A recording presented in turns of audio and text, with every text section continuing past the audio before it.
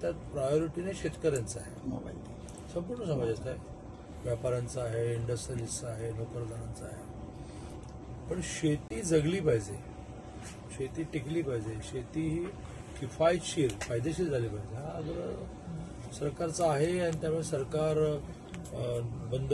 अपुरे राहिलेले प्रकल्प पूर्ण करत आहे, ड्रीपची संख्या वाढवत आहे, शेततळ्यांची संख्या वाढवत आहे, पश्चिम महाराष्ट्राचा पूर लिफ्ट करून पाईपलाईनने मराठवाड्यामध्ये आणून मराठवाडा दुष्काळ संपवत आहे. खूप गोष्टी सरकार करत आहे. आता कसं आहे की निसर्ग चक्र हे आपल्या हातात नसल्यामुळे दर 2-3 वर्षांनी काहीतरी मेजर कलॅमिटी, मेजर काहीतरी संकट येतं.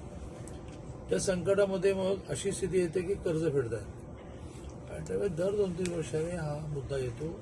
प्रामुख्याने 10 वर्षांनी तर नक्की येतो की 17 साली कर्जमाफी झालेलीच आहे, मग पुन्हा 21 साली उद्धवजींनी केली आहे.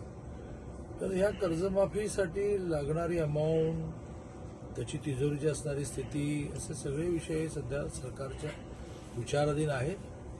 त्यामुळे माजी मंत्री, माजी आमदार बच्चू कडूंनी असं टोकाची लढाई वगैरे लढून काही होणार नाही. याचं कारण जोपर्यंत आंदोलन करणारे विरोधक सरकार काय मान्य करू शकते याचा अंदाज घेऊन आंदोलन करत नाहीत, तोपर्यंत आंदोलन यशस्वी होणं अवघडच असेल. कारण तुम्ही काही मागणी करा, सरकारला ते शक्य नसेल तर सरकार काहीतरी थातूर मातूर उत्तर देत पुढे जाईल. म्हणून बच्चू कडूंनी माझ्यामध्ये पण एकदा मिटिंग झाली, बहुधा बावनकुळेंनी घेतली, मार्ग निघेल त्यातून.